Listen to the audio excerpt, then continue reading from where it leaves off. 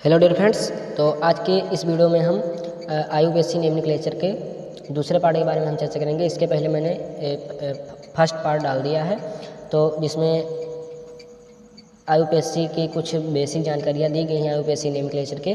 तो उस वीडियो का लिंक मैं डिस्क्रिप्शन बॉक्स में दे दूंगा, या आप लोग आई बटन पर क्लिक करके उसे देख सकते हैं। तो उसका लिंक मैंने डिस्क्रिप्शन बॉक्स में दे दिया है, तो उसे आप जाकर देख सकते हैं। उसमें कुछ आईयूपीएससी से बेसिक जानकारियाँ दी गई हैं। अब यहाँ पर हम उन क्वेश्चन को लेकर आए हैं जो पिछले कुछ सालों से बार बार बोर्ड एग्जाम में पूछे जा रहे हैं, जिनका आईयूपीएससी नाम करने के लिए हमारे बोर्ड एग्जाम में बार बार आ रहा है। तो मैंने यहाँ पर उन्हीं प्रश्नों को चूज किया है।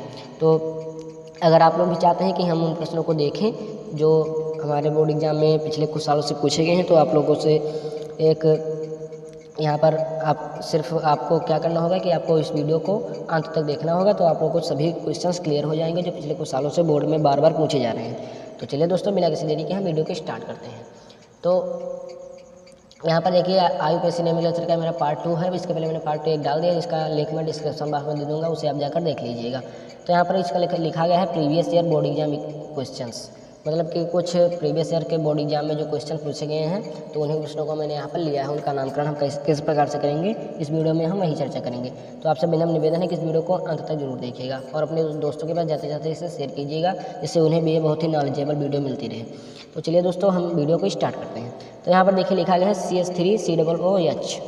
तो इसके पहले मैंने एक वीडियो डाल दिया है जो कि आईयूपीएससी से बेसिक जानकारियाँ उसमें दी गई हैं, तो उसे आप जाकर पहले देख लीजिए, फिर इस वीडियो को देखिए आकर, तो आपको ज़्यादा हेल्पफुल रहेगा आपके लिए। तो यहाँ पर दिया गया है CS3COOH। तो इसका अगर हमें नाम करना होगा, नोमेनक्लेचर इसका करना होगा, तो हम किस प्रकार से करेंगे। तो यहाँ पर देखिए, इसका हम पहले देखेंगे फंक्शनल ग्रुप इसका कौन सा है। तो यहाँ पर COOH देख सकते हैं आप। COOH जो है ये इसका फंक्शनल ग्रुप है। अब तो COOH फंक्शनल ग्रुप है, तो इस COOH का नाम होता है carboxylic acid. COOH functional group जो होता है इसका नाम होता है कार्बोक्सिलिक एसिड, मतलब इसके लास्ट में ओइक आएगा, ओइक एसिड। इसके लास्ट में ओइक एसिड लिखा जाएगा। अब हम इसके बाद क्या करेंगे, जब मैंने फंक्शनल ग्रुप को पहचान लिया है कि ये जो COOH है ये मेरा फंक्शनल ग्रुप है, तो इसके बाद हम देखेंगे इसमें कुल कार्बन कितने हैं। तो इसमें 1 और 2, यहाँ पर आप लोग देख सकते हैं 1 और 2, कुल टोटल 2 कार्बन हैं।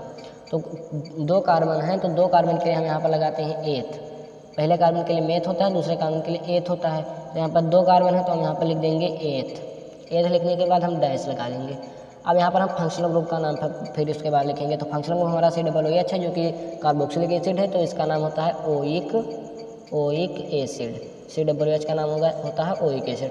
तो इसको अगर इकट्ठा करके लिखा जाएगा तो ये इसका नाम हो जाएगा इथेनोइक एसिड। इथेनोइक एसिड इसका पूरा नाम हो जाएगा।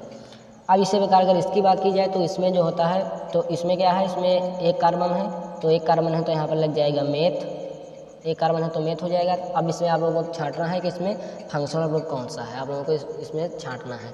तो आप लोग इसको जल्दी से बताइए इसमें फंक्शनल ग्रुप क्या है। तो आप लोग यहाँ पर देख सकते हैं फंक्शनल ग्रुप इसमें CHO है। CHO एक फंक्शनल ग्रुप होता है। मैंने उस वीडियो में बताया है, तो इसलिए आप लोगों को पहले कंपलसरी होकर उस वीडियो को जाकर देखना होगा, जिसका लिंक मैं डिस्क्रिप्शन बॉक्स में दे रहा हूँ। तो उसको देखने के बाद इसको पूरा वीडियो देखिएगा तो बहुत ही अच्छे तरीके से समझ में आ जाएगा और आपको फिर कहीं नहीं जाना पड़ेगा। और अगर बोर्ड एग्जाम में देने से पहले इस वीडियो को अगर आपने देख लिया है तो आपको कोई भी दिक्कत नहीं पड़ने वाली है बोर्ड एग्जाम में। तो इसमें ये कार्बन है, इसका नाम हो जाएगा मेथ। यहाँ पर उसके बाद फंक्शनल ग्रुप को देखा जाएगा तो फंक्शनल ग्रुप यहाँ पर CHO है। CHO फंक्शनल ग्रुप है, चूँकि तो CHO फंक्शनल ग्रुप का होता है नाम अल। CHO फंक्शनल ग्रुप का नाम होता है अल।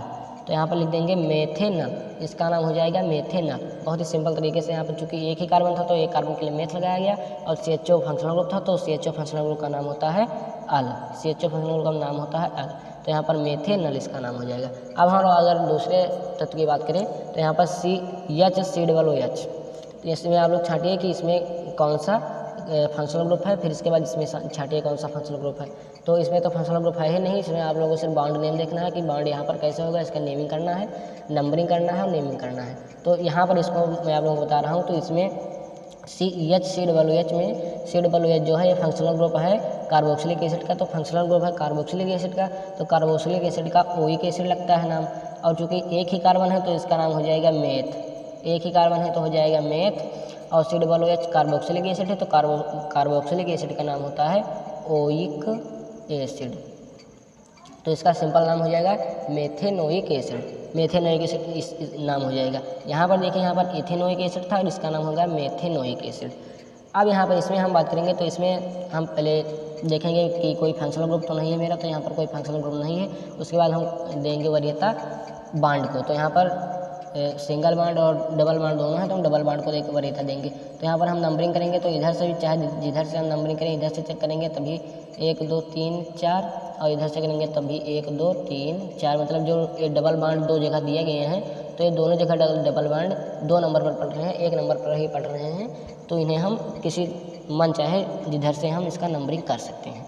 तो यहाँ का इसी तरह अगर नंबरिंग किया जाए, इधर से इधर नंबरिंग करें हम, तो यहाँ पर 1 2 3 4 टोटल 4 कार्बन है। तो 4 कार्बन का हो जाएगा ब्यूट, 4 कार्बन का हमारा नाम हो जाएगा ब्यूट। अब यहाँ पर चूँकि डबल बांड है तो डबल बांड के लिए हो जाएगा आइन, डबल बांड के लिए हो जाएगा इन। तो डबल बांड के लिए इन तो हो जाएगा, लेकिन हमें नंबर भी दिखाना है कि किन किन नंबर पर डबल बांड है और कितनी बार डबल बांड है। तो अगर डबल बांड एक ही बार होगा तो उसका तो नाम नहीं लिखा जाएगा। डबल बांड 2 बार है, अगर 2 बार है तो कोई भी अगर डबल बांड हो या ट्रिपल बांड अगर 2 बार है तो उसके लिए हम डाई लिखेंगे, और अगर 3 बार है तो उसके लिए हम ट्राई लिखेंगे, अगर 4 बार है तो उसके लिए हम टेट्रा लिखेंगे। तो यहाँ पर 1 और 2 बार डबल बांड दिया गया है, तो इसमें हम डाई लिखेंगे पहले, और उसके पहले नंबर भी लिखना पड़ेगा कि किस किस नंबर पर है।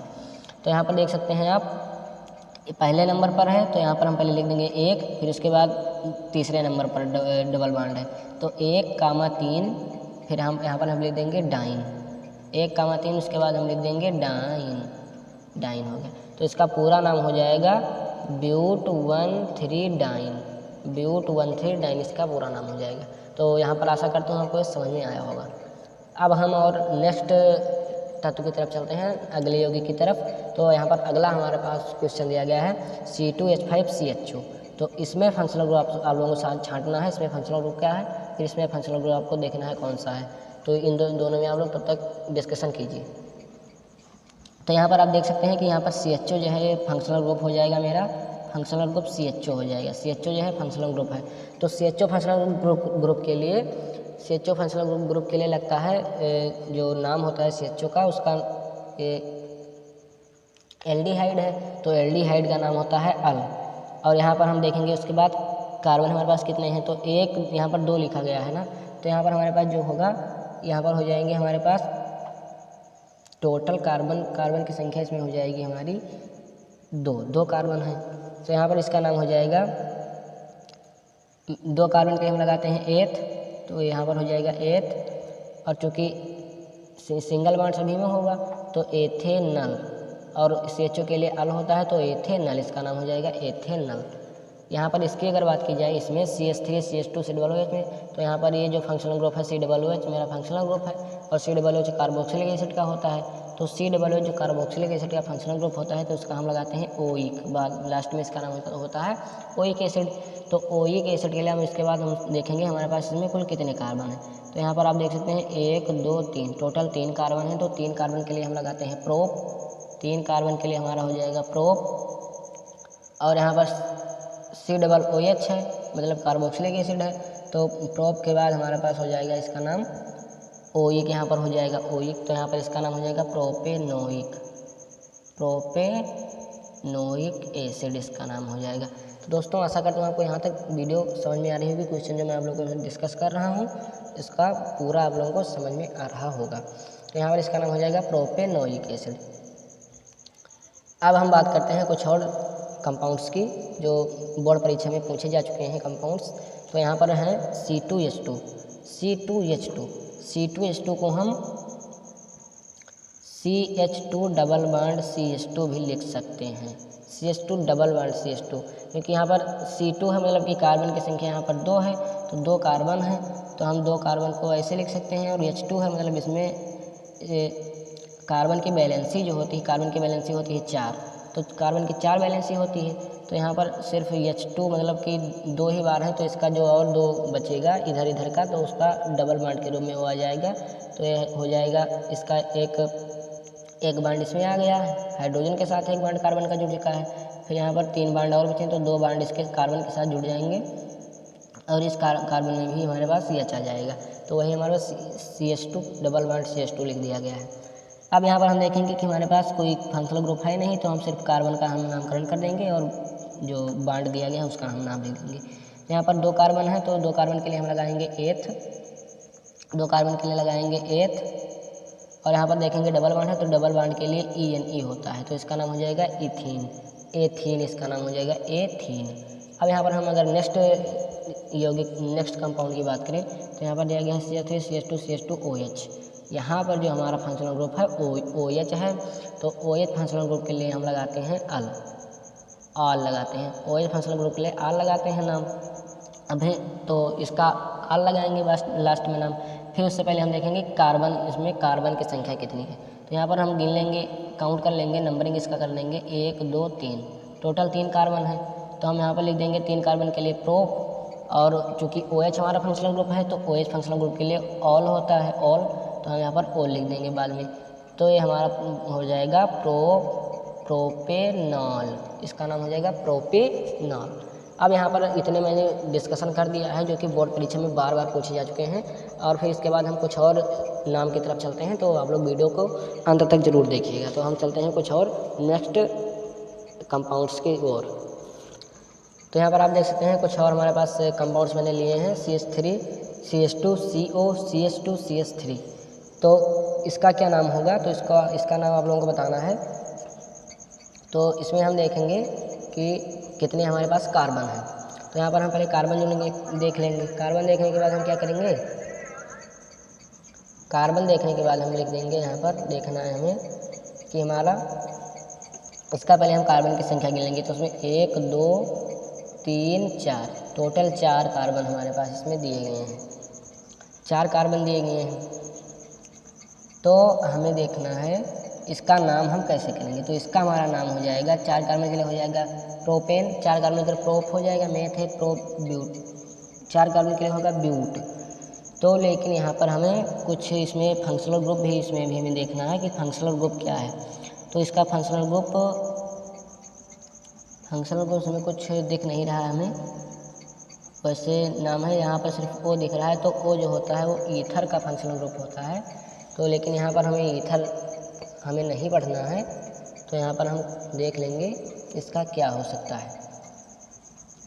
तो इसका हम ऐसे सिंपल नामकरण कर देंगे, यहाँ पर हम कार्बन देंगे, 4 कार्बन है, टोटल 4 नहीं 5 कार्बन है, तो 5 कार्बन के लिए हम लगाएंगे प्रोप, मेथ है प्रोप ब्यूट पेंट, 4 कार्बन के लिए हम लगाएंगे पेंट, 4 कार्बन के लिए हम लगा देंगे पेंट, और फिर सभी में जो हैं तो इसका नाम हो जाएगा पेंटेन, इसका नाम हो जाएगा पेंटेन। लेकिन यहाँ पर हम कुछ कंफ्यूज है यहाँ पर, क्योंकि यहाँ पर जो क्या कहते हैं जो फंक्शनल ग्रुप होता है हमारा, वहाँ पर सिर्फ वो है, तो वो जो फंक्शनल ग्रुप होता है वो ईथर का होता है, उसके लिए हम ऑक्सी लिखते हैं। तो इसका नाम अगर आपको लिखना होगा तो किस तरह से लिखा जाएगा, ये थोड़ा सा चलिए देखते हैं, इसको आप लोग सस्पेंस में रखिएगा कहीं और इसको देख लीजिएगा। अब हम चलते हैं कुछ नेक्स्ट कंपाउंड्स की तरफ। तो यहाँ पर देखिए दोस्तों, C2H5OH लिया गया है, C2H5 और OH, तो इसका क्या नाम होगा, C2H5OH का क्या नाम होगा, तो इसको आप लोग देखिए। तो C2H5OH का क्या नाम होगा, तो यहाँ पर है C2H5OH। तो C2H5, तो यहाँ पर देखिए कार्बन कितने हैं, तो यहाँ पर कार्बन 2 है, तो 2 कार्बन के लिए हम लगाते हैं एथ, 2 कार्बन के लिए लगाते हैं एथ। यहाँ पर फिर फंक्शनल ग्रुप है OH, तो OH फंक्शनल ग्रुप का होता है ऑल, एल्कोहल होता है OH फंक्शनल ग्रुप का, तो यहाँ पर ऑल लास्ट में आता है, तो ऑल हम सफिक्स यहाँ पर लगा देंगे, तो इसका नाम हो जाएगा इथेनॉल, इसका नाम हो जाएगा टोटल, अगर हम इसको कंपाउंड करके लिखें एक जगह तो इसका नाम हो जाएगा इथेनॉल इसका नाम हो जाएगा। फिर हमारे पास यहाँ पर नेक्स्ट है, यहाँ पर कुछ संरचना के रूप में दिया गया है, इसका हमें नाम लिखना है। यहाँ पर C है, यहाँ पर CH3 मतलब जुड़ी हुई हैं सब में, तो इसको हमें इसका नामकरण करना है।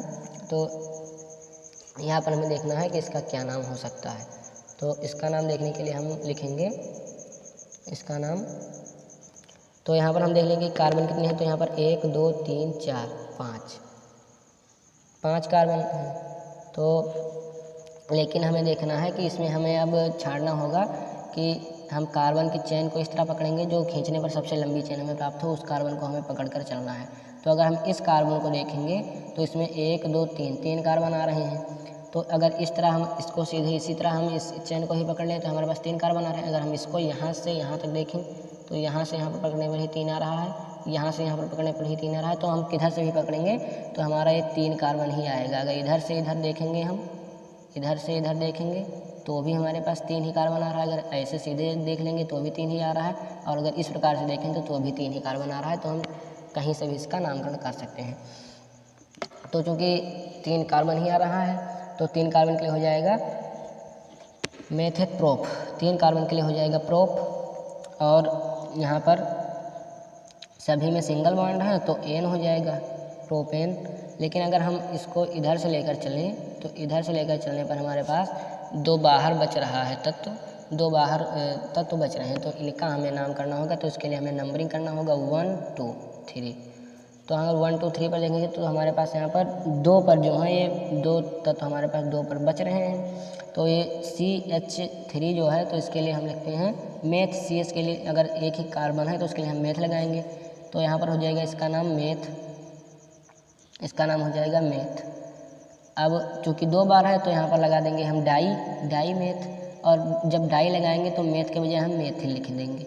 तो यहाँ पर हम जब डाई लगाएंगे तो मेथ के बजाय मेथिल लिख देंगे। तो इसका पूरा नाम हम क्या कर देंगे, क्योंकि यहाँ पर जो इस तरह जो हमने इस चेन को पकड़ लिया, इस पूरे श्रृंखला को, तो ये जो इधर और इधर CH2 थे बच गए हमारे।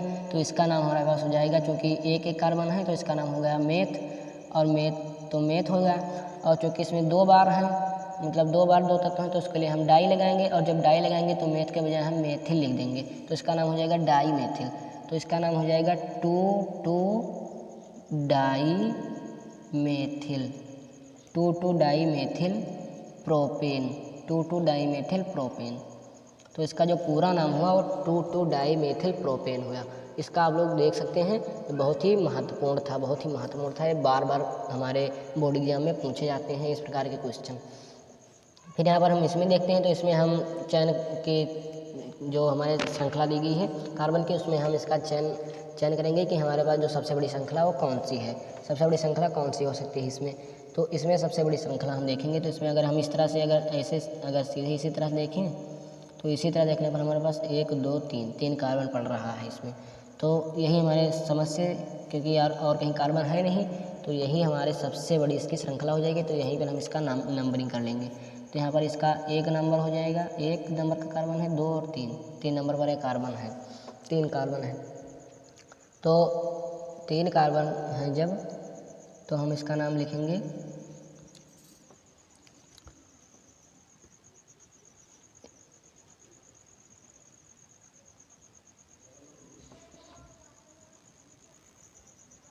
तो यहाँ पर हम देखेंगे कि इसमें 3 कार्बन है, लेकिन यहाँ पर जो O है, ये O जो है ये हमारा ईथर का जो है, ये हमारा ईथर का O जो है ये हमारा फंक्शनल ग्रुप यहाँ पर O पड़ रहा है।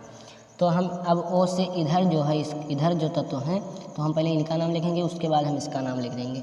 तो यहाँ पर इसके पहले हम सिर्फ यहाँ पर इसके पहले अगर देखेंगे O के इधर जो हमारा फंक्शनल ग्रुप है O, तो इसके पहले अगर देखें तो यहाँ पर सिर्फ 1 कार्बन, तो 1 कार्बन के लिए हम लिख देंगे मेथ, 1 कार्बन के लिए मेथ लिख देंगे।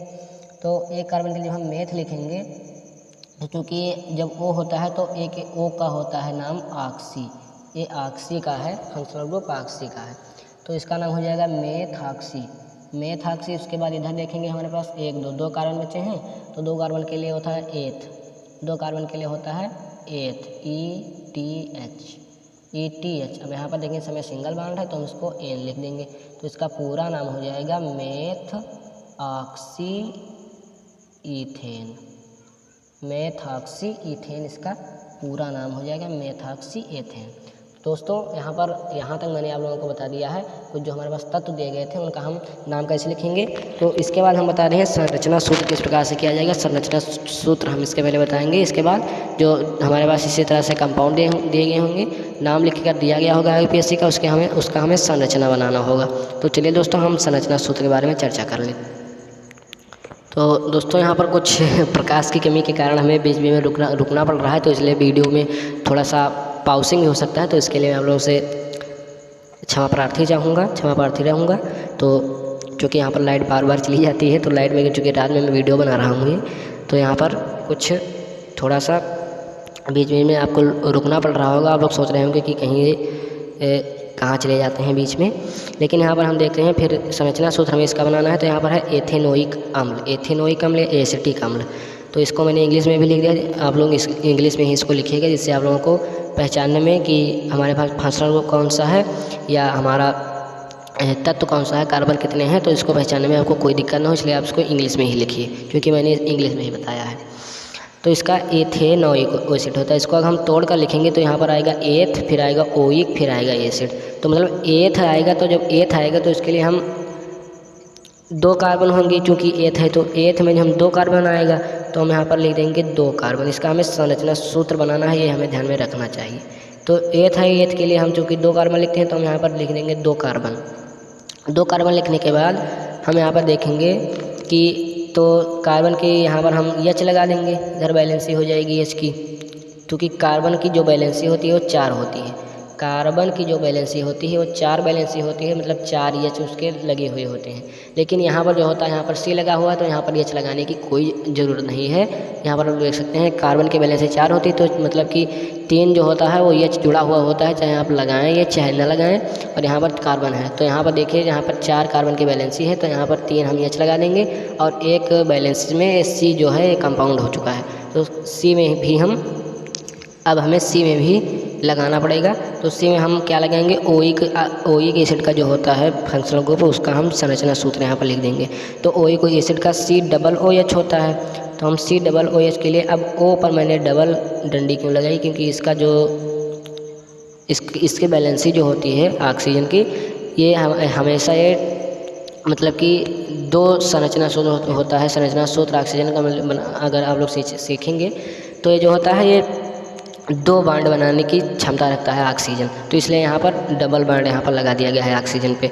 तो यहाँ पर ए लिख देंगे, फिर उसके बाद यहाँ पर OH लिख देंगे, मतलब COOH जो होता है वो ओइक अम्ल का जो होता है संरचना सूत्र वो COOH होता है। तो यहाँ पर COOH हो गया, और यहाँ पर फिर एक कार्बन और लगा दिया गया, मतलब इसका नाम होगा एथेनोइक एसिड। तो इसकी संरचना आप लोग देख सकते हैं, इसकी संरचना इस तरह से बनेगी। आप लोग ऐसे कॉपी में इसका नोट कर लीजिए या फिर इसका स्क्रीनशॉट ले लीजिए। एथेनोइक एसिड का है या एसिटिक अम्ल इसको भी कह सकते हैं, एसिटिक एसिड भी कह सकते हैं। फिर हम चलते हैं नेक्स्ट की तरफ। तो यहाँ पर हमारा मेथेनल। तो मेथेनल हम इसको अगर तोड़ कर देखेंगे तो यहाँ पर आता है मेथ, फिर उसके बाद आता है अल। तो अल जब आएगा तो अल के लिए मैंने बताया आप लोगों को, अल के लिए जो होता है फंक्शनल ग्रुप का जो संरचना सूत्र होता है वो CHO जहाँ पर होगा तो वहाँ पर अल होगा, और मेथ जब होगा तो मेथ के लिए सिर्फ एक ही कार्बन होगा। तो मेथ होगा तो एक ही कार्बन होगा, तो हम सिर्फ एक कार्बन यहाँ पर लिख देंगे। और CHO हमें फंक्शनल ग्रुप लगाना है, तो उसके पहले हम यहाँ पर कार्बन की बैलेंसी लिख देंगे। कार्बन की बैलेंसी लिखने के बाद हम देखेंगे कि यहाँ पर CHO लगाना है, CHO। तो यहाँ पर O जो है, तो यहाँ पर हम O के लिए डबल बैलेंसी कर देंगे, तो यहाँ पर O हो जाएगा। फिर हमारे पास बचेगा EH सिर्फ, चूँकि C यहाँ पर काउंट हो रहा है, C यहाँ पर काउंट हो ही गया, तो यहाँ पर जो हो है यहाँ पर इसको लगाने की नहीं ज़रूरत है, क्योंकि यहाँ पर 1 2 3 4 डंडे यहाँ पर होते हैं कार्बन में ऐसे 4 डंडे होते हैं, तो मतलब कि 4 बैलेंसी कार्बन की होती है, चारों यहाँ पर पूरी हो चुकी है। तो यहाँ पर हमारा इसका मेथेनल का संरचना सूत्र गया हो जाएगा, C इधर बांड, इधर डबल बांड हो, इधर EH, मतलब कि मेथेनल हो गया। COH जो है, CHO जो है, CHO ये अल का हो गया, फंक्शनल ग्रुप का ये संरचना हो गया, और फिर मेथ का हो जाएगा एक कार्बन के साथ EH। तो यहाँ तक आशा करता हूँ हमको समझ में आया होगा। फिर हम अगर 1 प्रोपेनाइन की बात करेंगे, तो हम प्रोपेनाइन को जब तोड़ेंगे तो प्रोप प्लस आइन यहाँ पर दिया गया है आइन, तो इसको हम YNE लिखेंगे, YNE। यहाँ पर आप देख सकते हैं प्रोप प्लस YNE, मतलब कि यहाँ पर कहीं पर ट्रिपल बांड जरूर होगा। YNE ये हमें दर्शाता है कि इसमें यहाँ कहीं पर ट्रिपल बांड जरूर होगा। तो प्रोप है तो प्रोप के लिए 3 कार्बन होते हैं, तो प्रोप में 3 कार्बन होते हैं, तो हम 3 कार्बन ऐसे लिख देंगे। 3 कार्बन लिखने के बाद हमें कार्बन की वैलेंसी चेक करनी है, तो कार्बन की वैलेंसी होती है 4, तो कार्बन की वैलेंसी 4 होती है, तो यहाँ पर हम लिख देंगे H लगाने के बाद हम इधर भी H लगा लेंगे। तो लेकिन हमें यहाँ पर आइन है, तो यहाँ पर कहीं हमें कहीं ना कहीं पर ट्रिपल बॉन्ड भी लगाना है। तो ट्रिपल बॉन्ड लगाने के लिए हम यहाँ से इसको हटा देंगे, इसको हटा देंगे, यहाँ से इसको हटा देंगे। यहाँ पर हम डायरेक्ट 3 बॉन्ड लिख देंगे, मतलब 3 बॉन्ड कार्बन की 3 वैलेंसी यहाँ पर और 1 वैलेंसी यहाँ पर इसकी पूर्ण हो चुकी है। फिर यहाँ पर हम लिख देंगे, और इस कार्बन की बात की जाए तो इस कार्बन में भी सिर्फ एक ही बचा है वैलेंसी पूरा होने के लिए, और तीनों यहाँ पर इसके भी पूरे हो चुके हैं, तभी इसका बॉन्ड बना है। तीनों वैलेंसी जब पूरा हो चुका है तो फिर यहाँ पर हम लिख देंगे, फिर यहाँ पर हम 1 बॉन्ड लगाएंगे। तो इस कार्बन की 4 बची है, तो यहाँ पर इसको हम 4 लिख देंगे, 4 यहाँ पर जोड़ देंगे। तो यहाँ पर 1 2 3 और 1 बॉन्ड से जुड़ गया है कार्बन, तो इस कार्बन की लास्ट वाले कार्बन की चारों वैलेंसी पूर्ण हो चुकी है, और इसके भी चारों है, इसकी भी चारों पूर्ण हो चुकी है। तो यहाँ पर 1 प्रोपेनॉल प्रोपाइन का जो है संरचना सूत्र, 1 प्रोपाइन का संरचना सूत्र इस तरह बन जाएगा, 1 प्रोपाइन का संरचना सूत्र। तो यहाँ पर हो गया। फिर हमारे पास यहाँ पर लास्ट है 1,3-ब्यूटाडाइन। तो हम ब्यूटाडाइन को जब तोड़ेंगे तो ब्यूट और plus di plus ene, but plus di plus ene. तो यहाँ पर आप देख सकते हैं कि जो इन होगा, ई होगा, तो इन जो होगा वो 2 बार होगा, क्योंकि यहाँ पर डाई है। और ब्यूट के लिए हम लगाते हैं 4 कार्बन होता है, 4 कार्बन जहाँ पर तो ब्यूट होता है 4 कार्बन पर। तो जब 4 कार्बन होगा तो हमारा होगा ब्यूट, तो 4 कार्बन जब होगा तो ब्यूट होगा। तो हम यहाँ पर 4 कार्बन लिख देंगे, 1 2 3 और 4 कार्बन यहाँ पर हो गए हैं। तो अब हम कार्बन की वैलेंसी चेक करेंगे। तो यहाँ पर जो कि हमें E है, के लिए हमें डबल बॉन्ड कहीं पर चाहिए, तो यहीं पर हम डबल बॉन्ड यहीं पर लगा लेंगे। तो इसकी 2 1 3 वैलेंसी यहाँ पर पूर्ण हो चुकी है, तो 3 और 1 यहीं पर हम कहीं पर लगा लेंगे, तो इसको चारों वैलेंसी यहाँ पर पूर्ण हो जाएगी, मतलब चारों वैलेंसी यहाँ पर पूर्ण हो जाएगी इसकी। तो यहाँ पर हम सिंगल बॉन्ड लगा देंगे, जो कि यहाँ पर 1 या 4 लगा देंगे। तो हमारा इस कार्बन का 1 2 3 और 4 चारों वैलेंसी इस कार्बन की पूरी हो चुकी है। और इस कार्बन पर हम देख लेंगे 1 2 3 4 चारों वैलेंसी इस कार्बन की भी पूरी हो चुकी है। और अगर इस कार्बन की बात की जाए तो इस कार्बन में भी यहाँ पर हम एक और हाइड्रोजन लगा देंगे, इधर इस बॉन्ड से इस कार्बन को जोड़ देंगे। फिर इधर हमारा इसका जो होगा, ये सभी का हमारा चारों कार्बन का चारों वैलेंसी जो होती है वो चारों वैलेंसी हम इस तरह से हम पूर्ण कर देंगे। चारों वैलेंसी पूर्ण करने पर हमें, चूँकि 1 पर हमें चाहिए आयन, 1 पर आयन चाहिए और 3 पर आयन चाहिए, तो हम यहाँ पर हमारा 1 पर हो जाएगा। और यहाँ पर तो हमें और डबल बॉन्ड की एक ज़रूरत पड़ेगी। तो 1 डबल बॉन्ड जब हम लगाएंगे तो यहाँ से हमें 1 का हाइड्रोजन हटा देना पड़ेगा, क्योंकि हमें 1 और 3 पर हमें डाई यहाँ पर लगाया गया है, मतलब 2 बार हमें आयन लिखना है, तो इसकी वैलेंसी हो जाएगी। तो इसमें हम अगर देखेंगे तो यहाँ पर ऐसे अगर हम बनाएंगे, इसका हमारा संरचना सूत्र बनाएंगे, तो इसका हम अगर नाम करना चाहें तो यहाँ पर हम काउंटिंग करेंगे 1 2 3, मतलब 1 पर और 3 पर है, तो इसलिए यहाँ पर 1 और 3, और यहाँ पर 1 2 3 4 कार्बन है, तो इसलिए ब्यूट हो जाएगा। और ब्यूटा, और चूँकि 2 बार है तो डाइन लगा दिया जाएगा, मतलब 1 3 डाई ब्यूटीन, 1 3 डाई ब्यूटीन। इसका नाम यहाँ पर आप लोग देख सकते हैं, ये बन रहा है, ये नाम इसका बन रहा है, क्योंकि यहाँ पर जो मैंने श्रृंखला बना दी है, तो इसकी सहायता से आप लोग देख सकते हैं यहाँ पर बन रहा है। तो दोस्तों, आशा करता हूँ आपको वीडियो पसंद आया होगा। अगर वीडियो पसंद आया हो तो प्लीज़ वीडियो को लाइक कीजिए, ज़्यादा से ज़्यादा अपने दोस्तों के पास शेयर कीजिए। Thank you for watching and visit करें दिस चैनल। अगर चैनल पर अभी नया हो तो चैनल को सब्सक्राइब कीजिए, बिना आपसे निवेदन के चैनल को सब्सक्राइब करिए, जिससे आपको ऐसी रिसेंटली वीडियो पहुँच रही है सबसे पहले।